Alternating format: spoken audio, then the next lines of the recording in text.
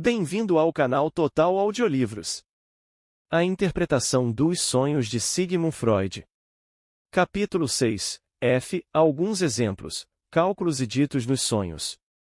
Antes de destinar o quarto dos fatores que regem a formação dos sonhos a seu lugar adequado, proponho citar diversos exemplos de minha coleção. Estes servirão, em parte, para ilustrar a interação dos três fatores que já nos são conhecidos e, em parte, para fornecer provas confirmatórias do que foram, até agora, assertivas não fundamentadas, ou para indicar algumas conclusões que inevitavelmente decorrem delas. Ao fazer uma exposição do trabalho do sonho, tive enorme dificuldade em corroborar minhas descobertas através de exemplos. Os exemplos que confirmam proposições específicas só trazem convicção ao serem tratados no contexto da interpretação de um sonho como um todo. Caso sejam desligados de seu contexto, perdem sua virtude, enquanto que, por outro lado, uma interpretação de sonho que seja levada mesmo um pouquinho abaixo da superfície logo se torna tão volumosa que nos faz perder o fio da sequência de ideias que se destinava a ilustrar. Esta dificuldade técnica deverá servir de desculpa minha se, no que se segue, eu concatenar toda sorte de coisas cujo único elo comum seja sua ligação com o conteúdo das sessões precedentes deste capítulo. Começarei por dar alguns exemplos de modos de representação peculiares ou inusitados nos sonhos. Uma senhora teve o seguinte sonho, que uma criada estava de pé numa escada, como se estivesse limpando uma janela, e tinha com ela um chimpanzé e um gato gorila. Ela depois corrigiu isto para um gato angorá. A empregada atirou violentamente os animais na sonhadora. O chimpanzé se aconchegou a ela, o que foi muito repulsivo. Este sonho atingiu seu propósito mediante um expediente extremamente simples. Tomou uma figura de retórica, literalmente deu uma representação exata de seu enunciado. Macaco, assim como os nomes de animais em geral, são empregados como insultos, e a situação do sonho não significava nada mais, nada menos, do que atirar insultos. No curso da atual série de sonhos, encontraremos diversos outros exemplos da utilização desse recurso simples durante o trabalho do sonho. Outro sonho adotou um procedimento muito semelhante. Uma mulher teve um filho com o crânio marcadamente deformado.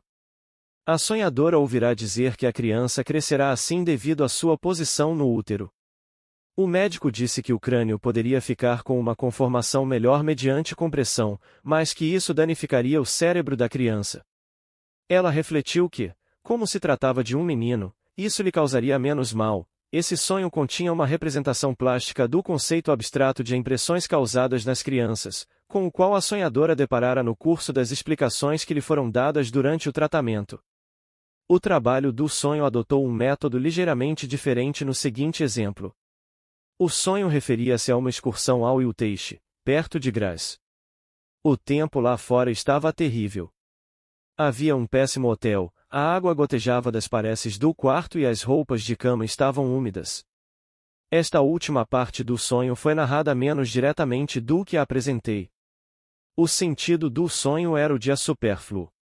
Essa ideia abstrata, que estava presente nos pensamentos do sonho, recebeu primeiramente uma distorção algo forçada e foi posta numa forma como a transbordante, transbordando-a ou a fluido, após o que foi representado em diversas imagens semelhantes, e água do lado de fora, água nas paredes no lado de dentro, água na umidade das roupas de cama, tudo fluindo ou a transbordando. Não ficaremos surpresos em constatar que, para fins de representação nos sonhos, a grafia das palavras é muito menos importante do que seu som, especialmente se tivermos em mente que a mesma regra é válida ao se rimar em versos. Rank, 1910, 482, registrou com pormenores e analisou de maneira integral o sonho de uma moça, no qual ela descrevia como estava andando pelos campos e cortando ricas espigas arrenha de cevada e trigo. Um amigo de sua juventude veio em sua direção, mas ela tentou evitar o encontro com ele. A análise mostrou que o sonho dizia respeito a um beijo respeitoso a cozinheirem, pronunciado da mesma forma que a arren, com o significado literal de a beijo em sinal de honra. No próprio sonho, as arren, que tinham de ser cortadas, e não arrancadas, figuravam como espigas de milho, enquanto, condensadas com a eren, representavam um grande número de outros pensamentos latentes. Por outro lado, em outros casos, o curso da evolução linguística facilitou muito as coisas para os sonhos, pois a linguagem tem sob seu comando toda uma gama de palavras que originalmente possuíam um significado pictórico e concreto, mas são hoje empregadas num sentido descolorido e abstrato. Tudo o que o sonho precisa fazer é imprimir a essas palavras seu significado anterior e pleno, ou recuar um pouco até uma fase anterior de seu desenvolvimento. Um homem sonhou, por exemplo, que seu irmão estava numa caixa.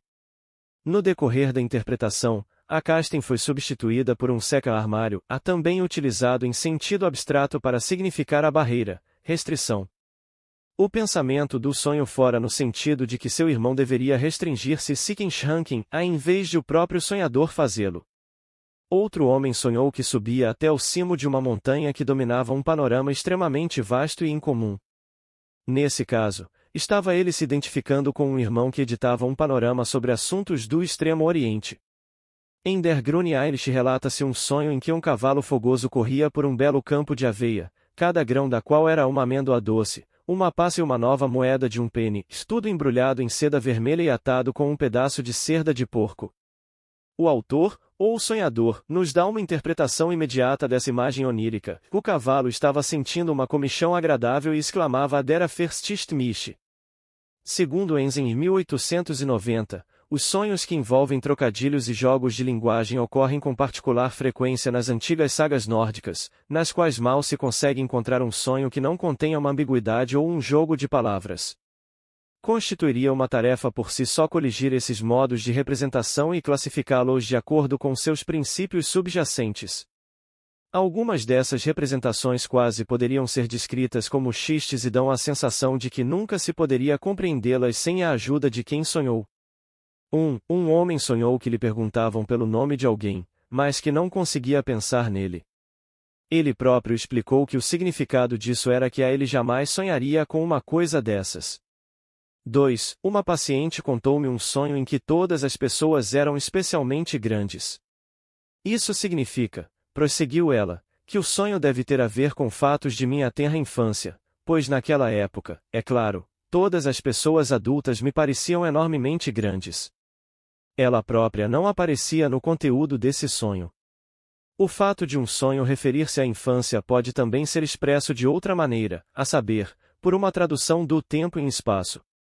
Os personagens e cenas são vistos como se estivessem a grande distância, no fim de uma longa estrada, ou como se estivessem sendo olhados pelo lado errado de um par de binóculos.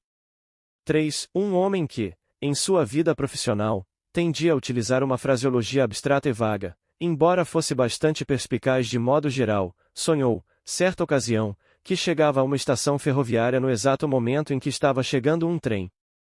O que aconteceu então foi que a plataforma se moveu em direção ao trem, enquanto este ficava totalmente parado, uma inversão absurda do que realmente acontece. Esse pormenor não passava de uma indicação de que deveríamos esperar encontrar outra inversão no conteúdo do sonho. A análise do sonho fez com que o paciente se recordasse de alguns livros de gravuras nos quais havia ilustrações de homens de cabeça para baixo e andando apoiados nas mãos. 4. Noutra ocasião, o mesmo sonhador me relatou um breve sonho que era quase uma reminiscência da técnica dos rebus. Sonhou que seu tio lhe dava um beijo num automóvel.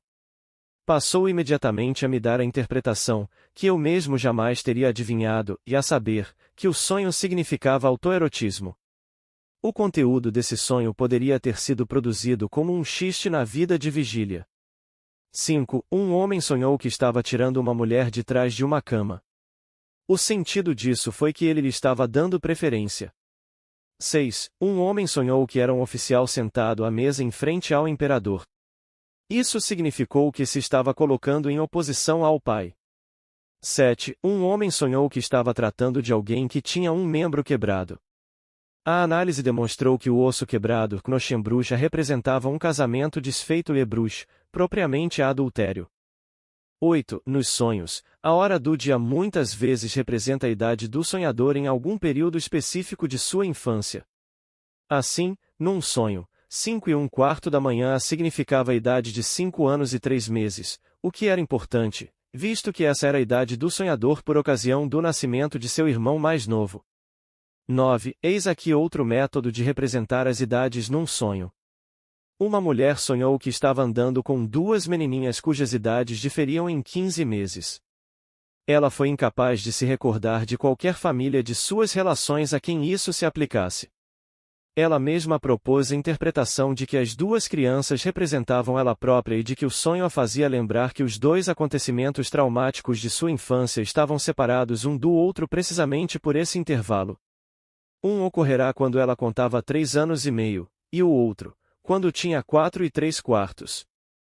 10. Não surpreende que uma pessoa que esteja em tratamento psicanalítico muitas vezes sonhe com ele e seja levada a dar expressão, em seus sonhos, às numerosas ideias e expectativas que o tratamento suscita.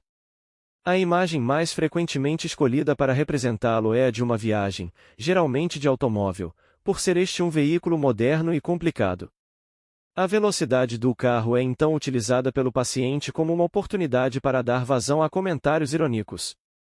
Se é o inconsciente, como elemento dos pensamentos de vigília do sujeito, tiver de ser representado num sonho, poderá ser substituído com muita propriedade por regiões subterrâneas. Estas, quando ocorrem sem qualquer referência ao tratamento analítico, representam o corpo feminino ou o ventre da mulher. Embaixo, nos sonhos, a miúde se relaciona com os órgãos genitais, em cima, ao contrário, relaciona-se com o rosto, a boca ou o seio. Os animais selvagens são empregados pelo trabalho do sonho, em geral, para representar os impulsos arrebatados de que o sonhador tem medo, quer sejam os seus próprios, quer os de outras pessoas. Torna-se então necessário apenas um ligeiro deslocamento para que os animais selvagens passem a representar as pessoas possuídas por essas paixões. Não é grande a distância entre isso e os casos em que um pai temido é representado por um animal de rapina, um cão ou um cavalo selvagem, uma forma de representação que lembra o totemismo. Poder-se-ia dizer que os animais selvagens são empregados para representar a libido, uma força temida pelo ego e combatida por meio do recalque. É também frequente o sonhador separar de si mesmo sua neurose, sua personalidade enferma, e retratá-la como uma pessoa independente. 11. Eis aqui um exemplo registrado por Hans Sachs, 1911. Sabemos, por a interpretação dos sonhos, de Freud, que o trabalho do sonho se vale de diferentes métodos para dar forma sensorial a palavras ou expressões. Se, por exemplo, a expressão a ser representada é ambígua, o trabalho do sonho pode explorar esse fato utilizando a ambiguidade como um ponto de desvio. Quando um dos sentidos da palavra está presente nos pensamentos oníricos, o outro pode ser introduzido no sonho manifesto. Foi o que ocorreu no seguinte sonho curto, no qual se empregaram, de maneira engenhosa, para fins de representação, impressões apropriadas do dia anterior. Eu estava sofrendo de um resfriado no dia do sonho e, sendo assim, resolvera, à noite, que se me fosse possível, evitaria sair da cama durante a madrugada. No sonho, eu parecia estar simplesmente dando continuidade ao que estivera fazendo durante o dia. Tinha estado ocupado em colar recortes de jornais num álbum e fizera o melhor possível para colocar cada um no lugar que lhe era adequado. Sonhei que estava tentando colar um recorte no álbum. Mas ele não cabia na página Ergeabernick auf das Seite, o que me causava muita dor. Acordei e percebi que a dor do sonho persistia sob a forma de uma dor em meu corpo, e fui obrigado a abandonar a decisão que tomara antes de me deitar. Meu sonho, em sua qualidade de guardião do meu sono, dera-me a ilusão de realizar meu desejo de ficar na cama, por meio de uma representação plástica da frase ambígua em Ergeabernick auf das Seite, mas ele não vai ao banheiro. Podemos chegar a afirmar que o trabalho do sonho se serve, com o propósito de dar uma representação visual dos pensamentos oníricos, de quaisquer métodos a seu alcance, quer a crítica de vigília os considere legítimos ou ilegítimos.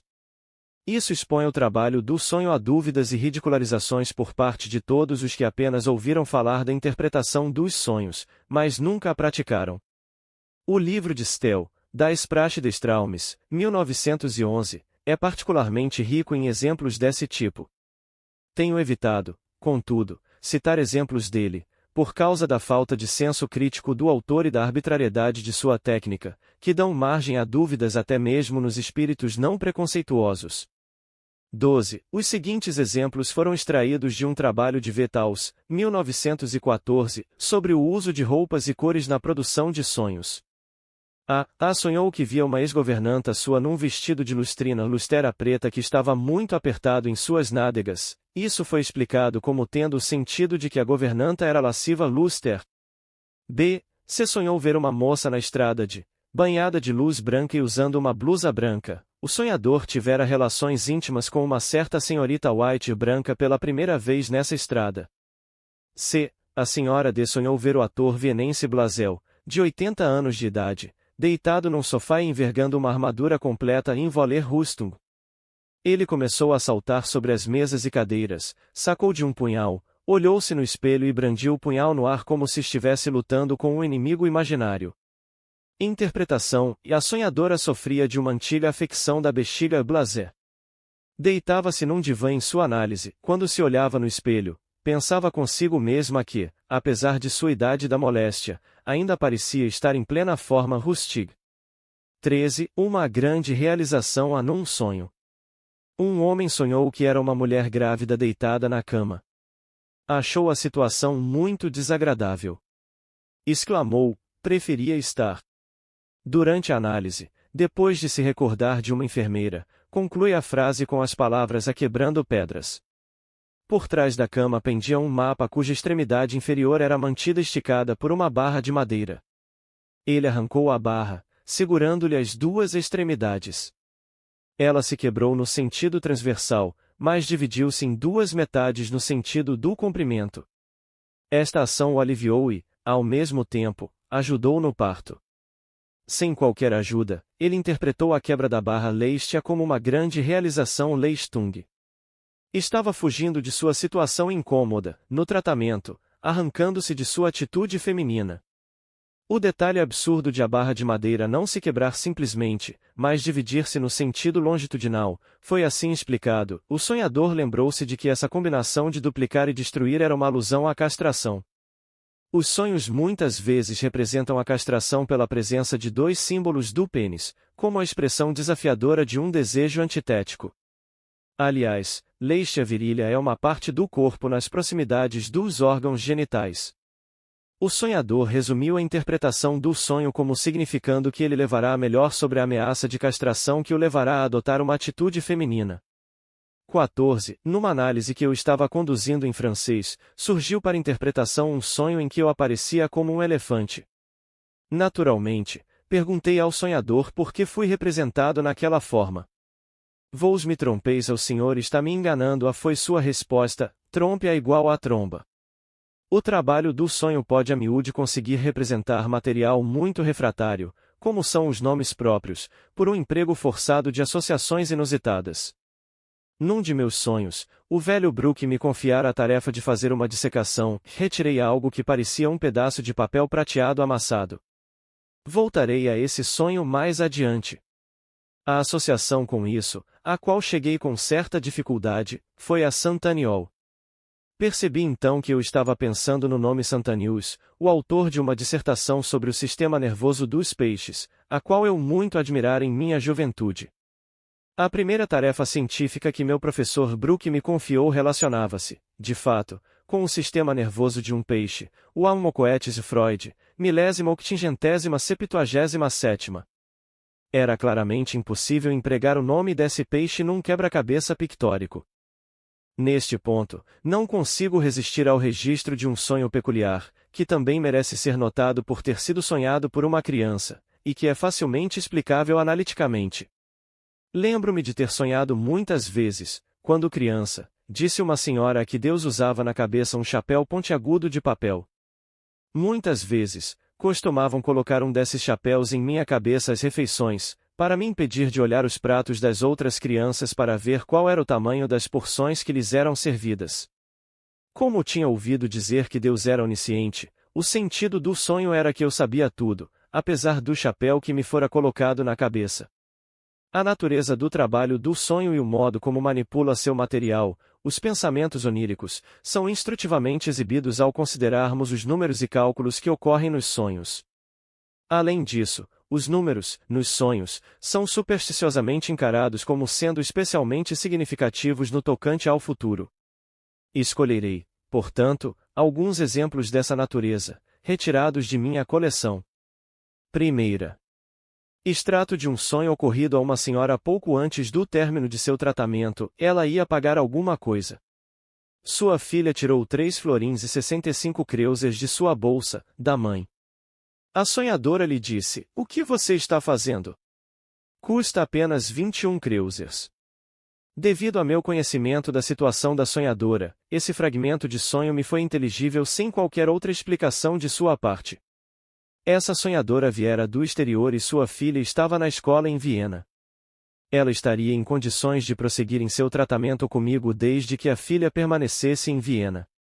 O ano letivo da menina terminaria em 3 semanas, e isso significava também o término do tratamento da senhora. No dia anterior ao sonho, a diretora lhe perguntara se ela não consideraria deixar a filha na escola por mais um ano. Dessa sugestão, ela passará evidentemente a refletir que, nesse caso, também poderia continuar seu tratamento. Era a isso que o sonho se referia. Um ano equivale a 365 dias. As 3 semanas que restavam, tanto do ano letivo como do tratamento, equivaliam a 21 dias, embora as horas de tratamento fossem inferiores a isso. Os números, que nos pensamentos oníricos se referiam a períodos de tempo, estavam ligados, no próprio sonho, a somas em dinheiro, não que não houvesse um sentido mais profundo em questão, pois em tempo é dinheiro. 365 kreuzers montam apenas a 3 florins e 65 kreuzers, e a insignificância das quantias ocorridas no sonho era, obviamente, o resultado da realização de desejo. O desejo da sonhadora reduziu o custo tanto do tratamento quanto das anuidades escolares. Segunda. Os números ocorridos num outro sonho envolveram circunstâncias mais complicadas. Uma senhora que, embora ainda jovem, era casada há muitos anos, recebeu a notícia de que uma conhecida sua, Elise L., que era quase exatamente sua contemporânea, acabará de ficar noiva. Teve então o seguinte sonho. Ela estava no teatro com o marido. Um setor das poltronas da plateia estava inteiramente vazio. O marido lhe disse que Elise e seu noivo também tinham querido ir, mas só haviam conseguido lugares ruins, 3 por 1 florim e 50 kreuzers, e, naturalmente, não puderam aceitá-los. Ela pensou que, realmente, não teria havido mal algum se eles tivessem feito isso. Qual seria a origem do 1 florim e 50 kreuzers? Isso provinha do que, a rigor, fora um acontecimento irrelevante da véspera. Sua cunhada receberá do marido 150 florins, como um presente, e se apressar a livrar-se deles comprando uma joia. Convém notar que 150 florins são 100 vezes mais do que 1 florim e 50 kreuzers. De onde teria vindo o 3, que era o número das entradas de teatro? A única ligação aqui era que sua amiga, que acabará de ficar noiva, era o mesmo número de meses, 3, mais nova que ela. Chegou-se à solução do sonho com a descoberta do sentido das poltronas vazias. Elas constituíam uma alusão inalterada a um pequeno incidente que dera a seu marido uma boa desculpa para caçoar dela. Ela planejara ir a uma das peças que tinham sido anunciadas para a semana seguinte e se dera ao trabalho de adquirir entradas com vários dias de antecedência, e tivera, portanto, de pagar uma taxa de reserva. Ao chegarem ao teatro, eles verificaram que um lado da casa estava quase vazio. Não tinha havido nenhuma necessidade de que ela se apressasse tanto. Permitiram-me agora pôr os pensamentos oníricos em lugar do sonho, foi absurdo casar tão cedo. Não havia nenhuma necessidade de eu me apressar tanto. Pelo exemplo de Elise L., vejo que, no final, eu teria arranjado um marido. A rigor, teria conseguido um 100 vezes melhor a um tesouro, se pelo menos tivesse esperado a em antítese à pressa da cunhada. Meu dinheiro, a ou dote, poderia ter comprado 3 homens igualmente bons. Pode-se observar que o sentido e o contexto dos números foram alterados em escala muito maior nesse sonho do que no anterior. Os processos de modificação e distorção foram mais longe aqui, devendo isto ser explicado pelo fato de os pensamentos oníricos terem de superar neste caso um grau especialmente elevado de resistência endopsíquica para poderem obter representação. Tampouco devemos desprezar o fato de que houve um elemento de absurdo no sonho, a saber, de 3 lugares serem tomados por 2 pessoas. Vou me adiantar à minha discussão sobre o absurdo nos sonhos, assinalando que esse detalhe absurdo no conteúdo do sonho visou a representar o mais intensamente enfatizado dos pensamentos oníricos, a saber, foi absurdo casar tão cedo. O absurdo que tinha de encontrar um lugar no sonho foi engenhosamente suprido pelo número 3, que derivava, ele próprio, de um ponto de distinção inteiramente sem importância entre as duas pessoas que estavam sendo comparadas, a diferença de 3 meses entre a idade delas. A redução dos 150 florins reais para 1,50 correspondeu ao baixo valor atribuído pela sonhadora a seu marido, ou tesouro, em seus pensamentos suprimidos. Terceira. O exemplo seguinte exibe os métodos de cálculo empregados pelos sonhos, que os levaram a um descrédito tão grande. Um homem sonhou que estava acomodado numa cadeira em casa dos B, uma família com a qual se dera antes, e lhes dizia: foi um grande erro vocês não terem deixado eu ficar com Mali. Quantos anos você tem? Perguntou então a moça. Nasci em 1882, respondeu ela. Oh, então você tem 28 anos. Visto que o sonho data de 1898, é evidente que isso foi um erro de cálculo, e a incapacidade do sonhador para fazer somas mereceria ser comparada à de um paralítico geral, a não ser que pudesse ser explicada de alguma outra forma. Meu paciente era uma dessas pessoas que, sempre que lhes acontece porém os olhos numa mulher, não conseguem afastar dela seus pensamentos. A paciente que, já havia alguns meses, costumava chegar regularmente a meu consultório depois dele, e com quem ele assim esbarrava, era uma jovem, ele constantemente fazia perguntas a respeito dela e se esmerava ao máximo para lhe causar uma boa impressão. Foi a idade dela que ele calculou em 28 anos. Basta isto à guisa de explicação do resultado do cálculo aparente. Aliás, 1882 era o ano em que ele se havia casado. Posso acrescentar que ele era incapaz de resistir a entabular conversa com os dois outros membros do sexo feminino com quem deparava em minha casa, as duas empregadas, nenhuma delas jovem, de modo algum, uma ou outra das quais costumava abrir-lhe a porta. Ele explicava a falta de receptividade delas como sendo devida a considerarem-no um cavalheiro idoso de hábitos assentados. Quarta. Eis aqui outro sonho que trata de números, caracterizado pela clareza da maneira pela qual foi determinado, ou antes, sobredeterminado. Devo tanto o sonho quanto sua interpretação ao Dr. B. Datner. O senhorio do meu bloco de apartamentos, que é agente de polícia, sonhou que estava em serviço de rua. Isso era a realização de um desejo. Um inspetor que tinha na gola o número 22, seguido de 62 ou 26, aproximou-se dele. De qualquer maneira, havia vários 2 nele. O simples fato de que, ao relatar o sonho, ele decompôs o número 2262 demonstrou que seus componentes tinham sentidos isolados. Recordou-se ele de que, na véspera, tinha havido uma conversa na delegacia sobre o tempo de serviço dos policiais. O ensejo disso fora um inspetor que se havia aposentado com seus proventos aos 62 anos. O sonhador tinha apenas 22 anos de serviço e faltavam 2 anos e 2 meses para que tivesse direito a uma pensão de 90%. O sonho representava, em primeiro lugar, a realização de um desejo há muito acalentado pelo sonhador, o de chegar ao posto de inspetor. O oficial superior com um 2262 na gola era ele próprio. Estava em serviço de rua. Outro de seus desejos favoritos, servirá seus 2 anos e 2 meses restantes e agora, tal como o inspetor de 62 anos de idade, podia aposentar-se com a pensão integral. Ao tomarmos em conjunto estes e alguns exemplos que darei mais adiante, podemos dizer com segurança que o trabalho do sonho, a rigor, não efetua cálculo algum, quer correta, quer incorretamente, ele simplesmente coloca sob a forma de cálculo números que se acham presentes nos pensamentos oníricos e podem servir de alusões a um material que não pode ser representado de nenhuma outra maneira. Nesse aspecto, o trabalho do sonho trata os números como um meio para a expressão de seu propósito, precisamente da mesma forma que trata qualquer outra representação, inclusive os nomes próprios e os ditos que ocorrem reconhecivelmente como representações de palavras. É que o trabalho do sonho não pode realmente criar ditos. Por mais que figurem nos sonhos ditos e conversas, sejam eles racionais ou irracionais, a análise invariavelmente prova que tudo o que o sonho fez foi extrair dos pensamentos oníricos fragmentos de ditos realmente pronunciados ou ouvidos.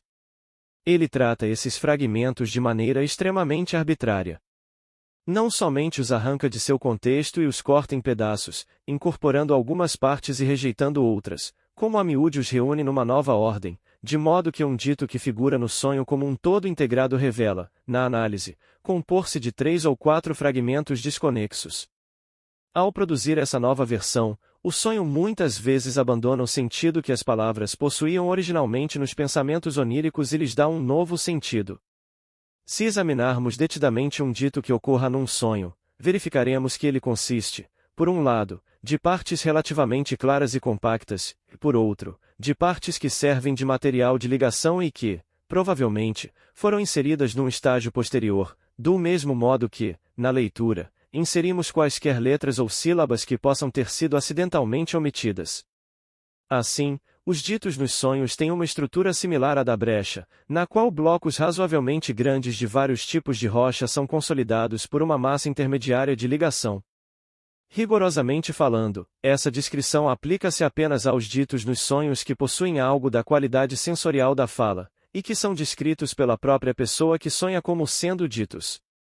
Outros tipos de ditos, que não são, por assim dizer, sentidos pelo sonhador como tendo sido ouvidos ou pronunciados, isto é, que não têm nenhum acompanhamento acústico ou motor no sonho, são meramente pensamentos como os que ocorrem em nossa atividade de pensamento da vigília, e são a miúde transportados sem modificação para nossos sonhos. Outra fonte abundante desse tipo de ditos indiferenciados, embora difícil de acompanhar, parece ser proporcionada pelo material que foi lido. Mas o que quer que se destaque acentuadamente nos sonhos como um dito pode ser rastreado até sua origem em ditos reais que tenham sido proferidos ou ouvidos pelo sonhador. Alguns exemplos indicando que os ditos nos sonhos têm essa origem já foram fornecidos por mim no curso de análises de sonhos que citei para fins inteiramente diversos. Assim, no A Inocente a Sonho com o Mercado, as palavras proferidas, isso não se consegue mais, serviram para me identificar com o açougueiro, enquanto uma parte do outro dito, não reconheço isso, não vou levá-lo, foi responsável, de fato, por tornar o sonho a inocente. A sonhadora, como se poderá recordar, após lhe ter sido feita certa sugestão pela cozinheira na véspera, responderá com as palavras: não reconheço isso, comporte-se direito. A primeira parte desse dito, que soou de forma inocente, foi transportada para o sonho à guisa de alusão à sua segunda parte, que se ajustava esplendidamente à fantasia subjacente ao sonho, mas que, ao mesmo tempo, a teria atraído. Eis aqui outro exemplo que pode servir por muitos, todos conducentes à mesma conclusão. O sonhador estava num grande pátio onde alguns cadáveres estavam sendo queimados. Vou embora, disse ele, não suporto ver isso. Isso não foi claramente um dito. Encontrou-se então com os 2 aprendizes de açougueiro. E então, perguntou, estava gostoso? Não, respondeu um deles, nem um bocadinho, como se tivesse sido carne humana. O pretexto inocente do sonho foi o seguinte. O sonhador e sua mulher, depois do jantar, tinham feito uma visita a seus vizinhos, que eram pessoas excelentes, mas não exatamente apetitosas. A idosa e hospitaleira senhora estava justamente ceando e tentará forçá-lo. Existe uma expressão de sentido sexual que é jocosamente empregada entre os homens para expressar esta ideia, aprovar um pouco. Ele declinara, dizendo não ter mais nenhum apetite, e vamos, retrucara ela, você consegue, ou alguma coisa nesse sentido. Assim, ele fora obrigado a provar e a cumprimentara pela ceia, dizendo, estava muito gostoso. Ao ver-se novamente a sós com sua mulher, ele reclamara da insistência da vizinha e também da qualidade da comida. O pensamento não suporto ver isso, que também no sonho não chegou a emergir como um dito em sentido estrito, era uma alusão aos encantos físicos da senhora de quem partirá o convite, e deve ser considerado como significando que ele não tinha nenhum desejo de olhá-los. Maiores esclarecimentos podem ser extraídos de outro sonho, que relatarei a propósito disso por causa do dito muito claro que formou seu ponto central, embora tenha de adiar sua explicação integral para depois de minha discussão dos afetos nos sonhos. Tive um sonho muito claro. Eu fora ao laboratório de Brooke à noite e, em resposta a uma leve batida na porta, abrirá para o falecido professor Fleischhall, que entrou com diversos estranhos, e após trocar algumas palavras, sentou-se à sua mesa. Isso foi seguido por um segundo sonho.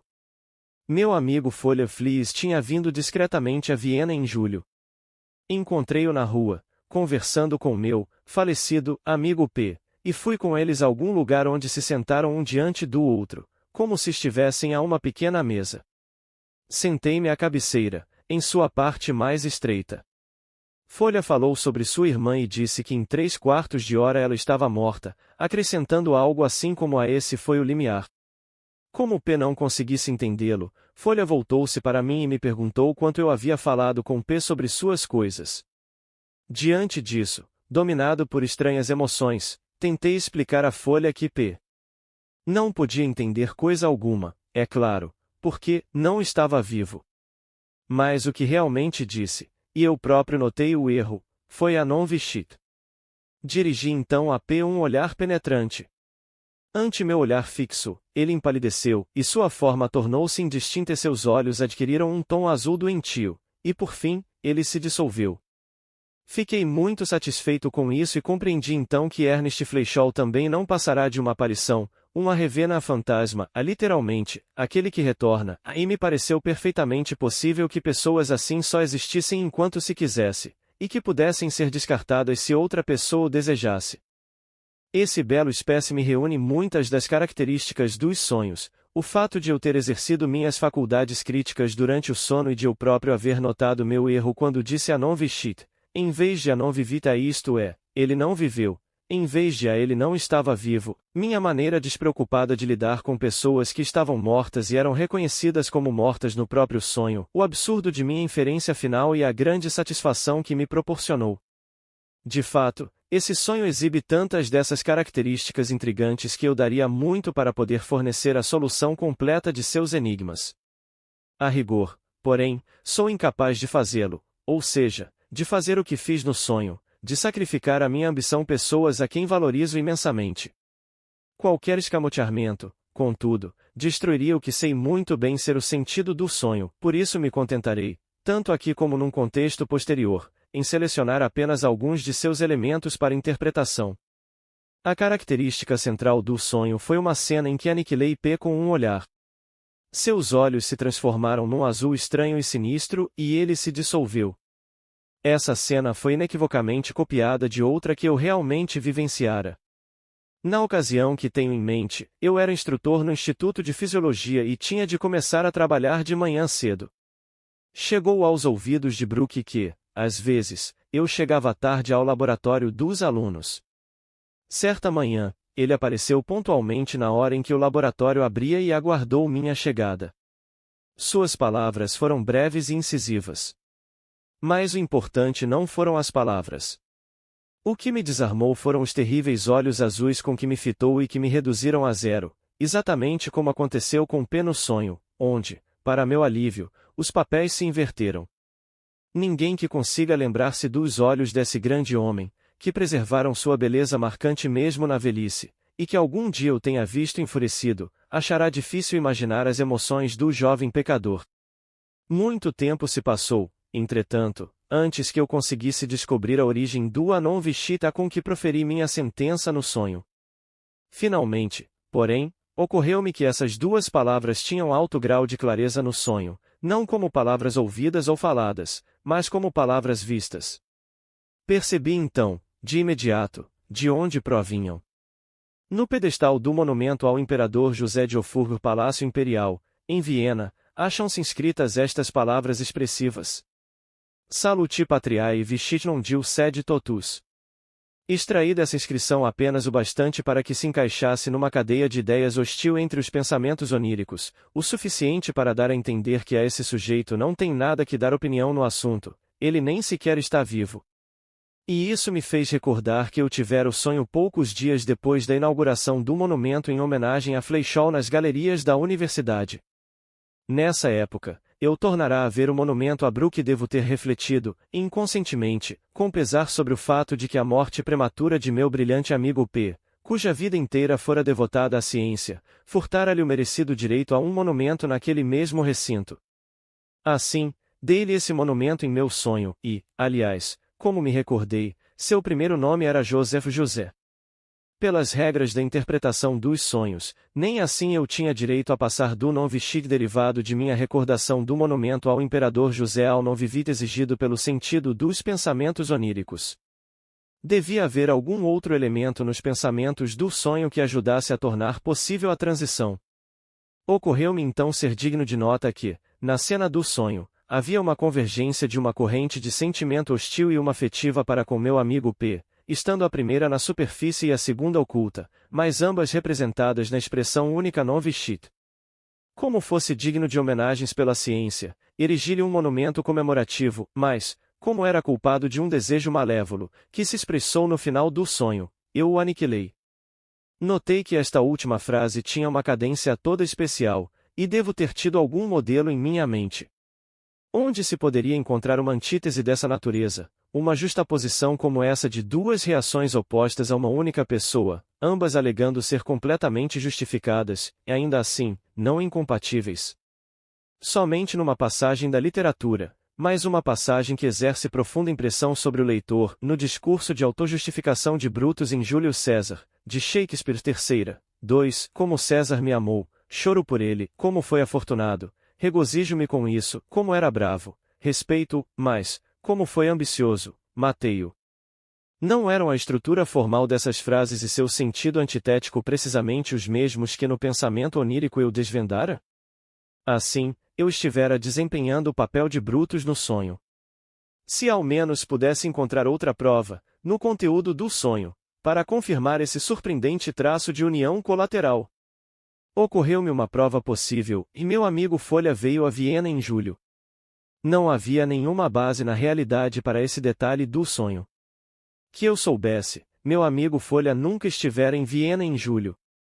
Mas o mês de julho recebeu esse nome a partir de Júlio César e poderia, portanto, representar muito bem a alusão que eu queria à ideia intermediária de eu desempenhar o papel de Brutus.